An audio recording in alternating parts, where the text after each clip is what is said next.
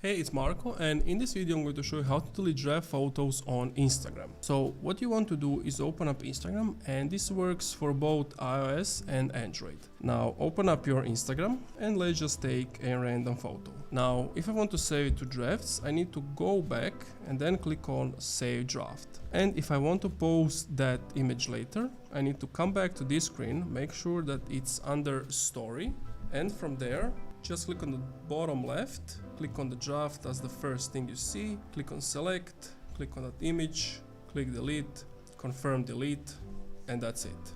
That's how you delete it. Thank you for watching this video. If you enjoyed, leave a like, comment, subscribe.